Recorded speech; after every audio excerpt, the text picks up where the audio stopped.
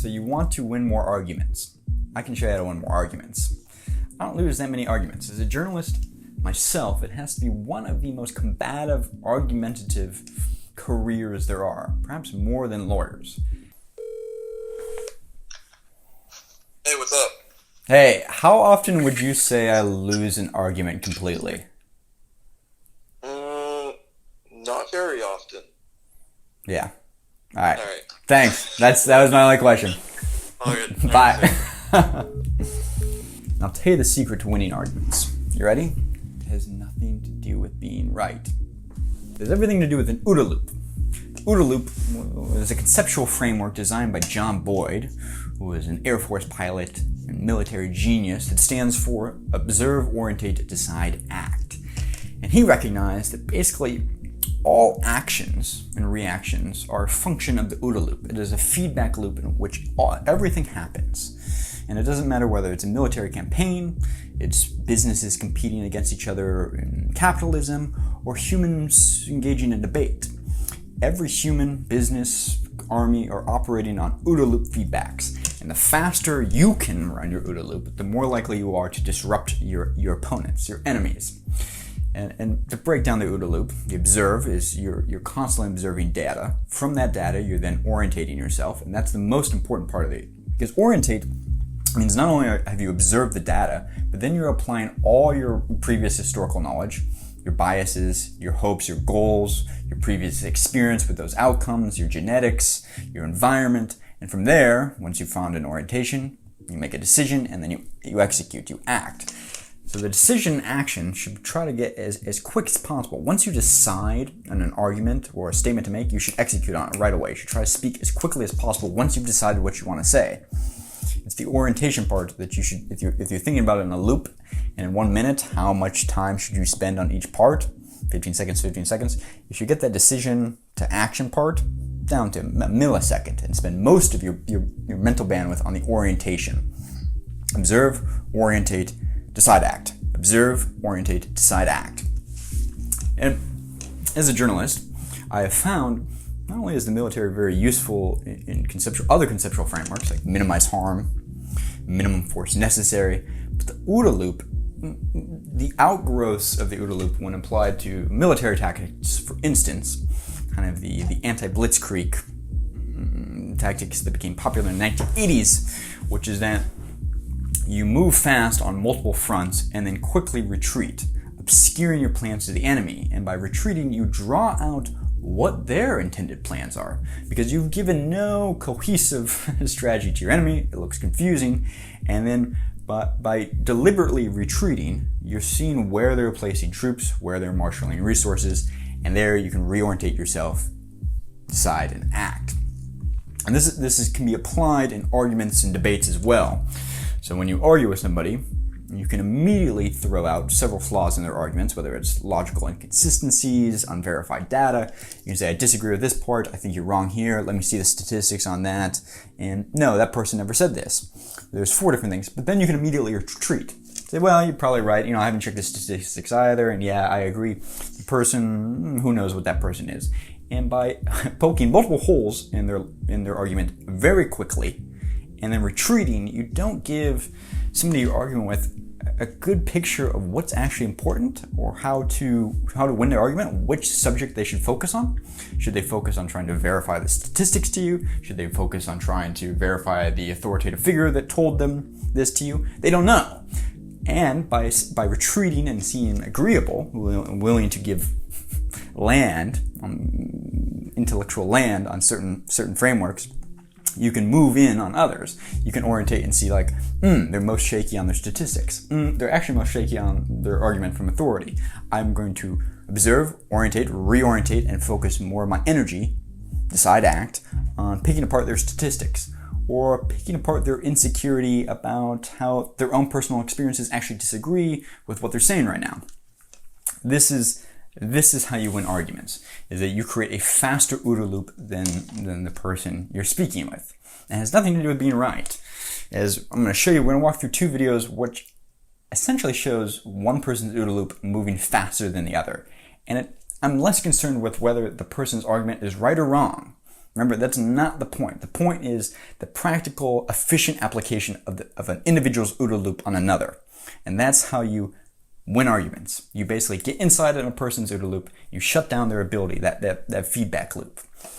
Because as we know, when people can't orientate themselves, they can't decide an action to take, and when there's indecision, that's when you strike.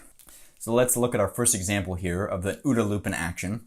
The video, Ben Shapiro destroys transgenderism and pro-abortion arguments. Now, remember, I don't care who's right or wrong in this situation. I'm simply using it as an example of OODA loops. So, how do you say that some people don't have privilege when you basically just said that trans people aren't valid? They're not a thing. They're just girls pretending to be boys or boys pretending to be girls. Okay. Okay. Oh, someone's excited. Okay. That's biological, but gender is a completely different thing. No, gender is not disconnected from sex. So Ben asserts a statement here that gender is not disconnected from sex.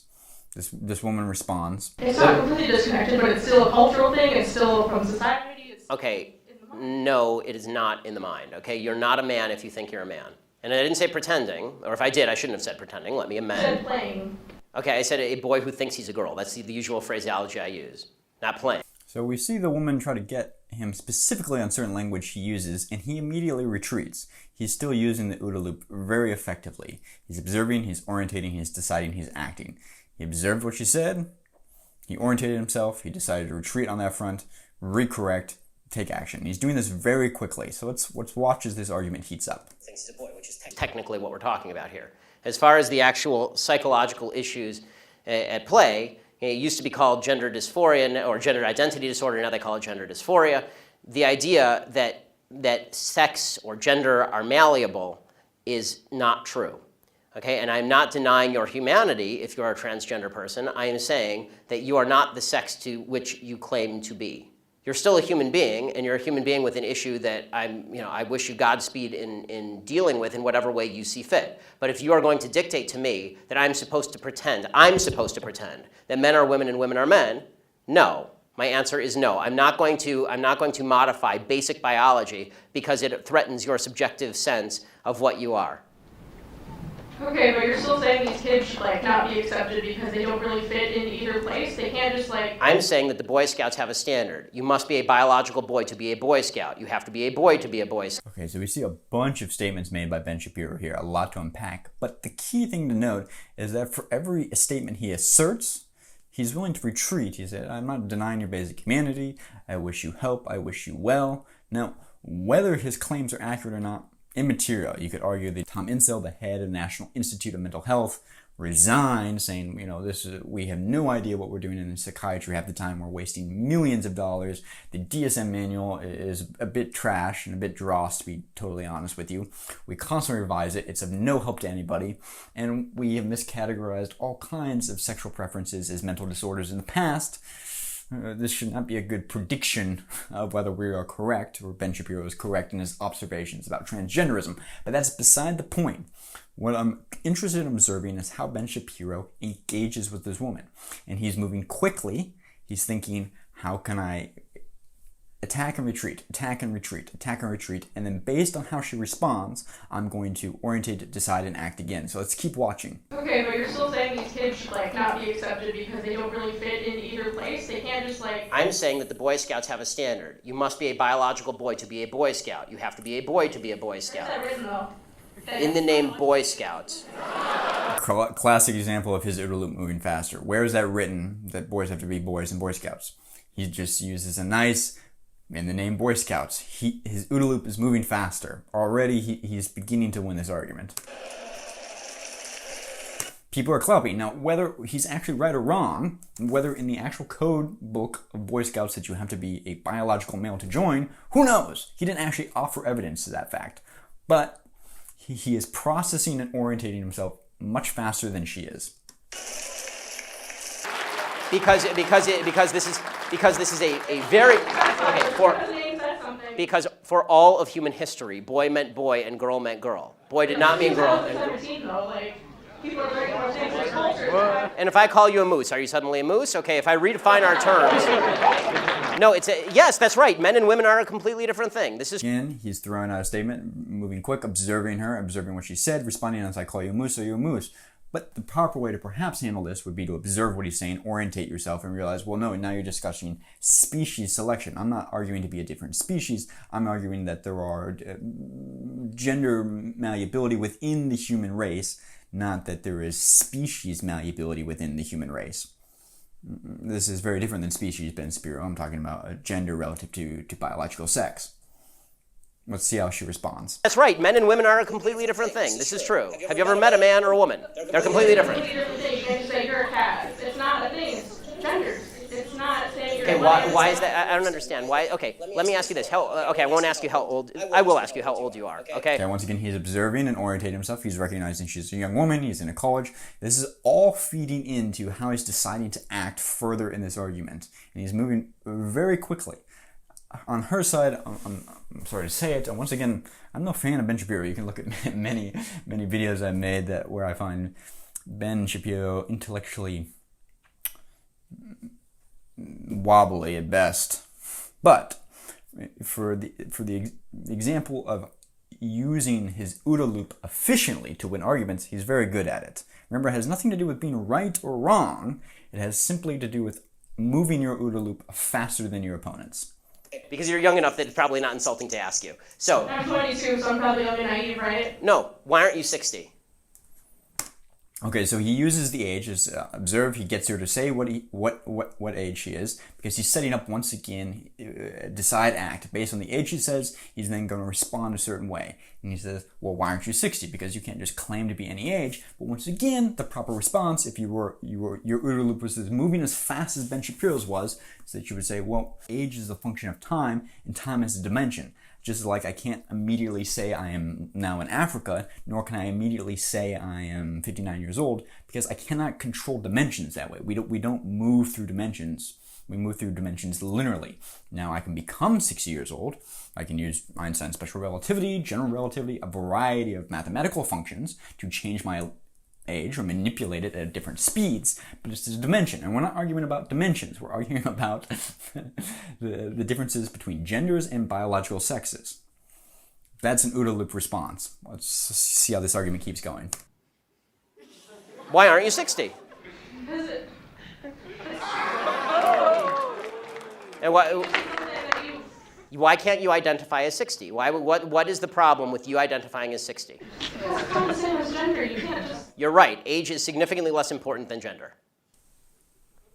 You can't magically change. At this point, she doesn't have responses. He has gone inside her OODA loop to a point where she cannot now keep up with this thinking process. She does not have adequate responses for what he's saying. This argument's basically over. Whether he's right or wrong, the argument's over. Let's see how he finishes it out. You can't magically change your gender. You can't magically change your sex. You can't magically change your age. You can still legally change it. Yeah, he's just steamrolling her at this point. Okay, that's the first example of an OODA loop operating faster than opponents. Okay, now to the second example of the OODA loop.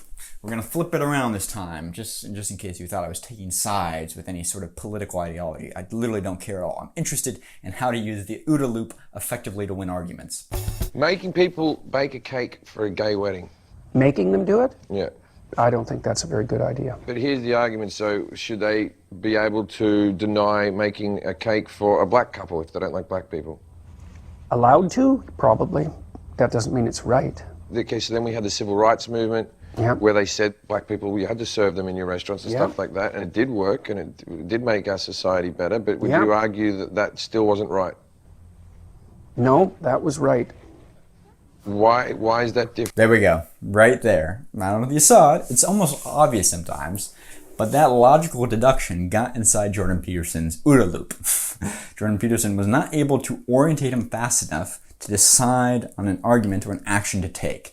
He realized that Jim Jefferies' OODA loop, if this, then that, if this, then that, if this, then that, is that not correct? And Jordan Peterson couldn't keep up with that feedback loop. And you see Jordan Peterson basically concede, no, that was right to make it illegal to refuse people of different colors the right to come into restaurants. I'm glad we have those constitutional amendments in the Civil Rights Act. Why is that different to now if you didn't want to make a cake for black people? maybe it's not. Maybe it's not different. Maybe I was wrong about that. And there you go. Jim Jefferies wins the argument.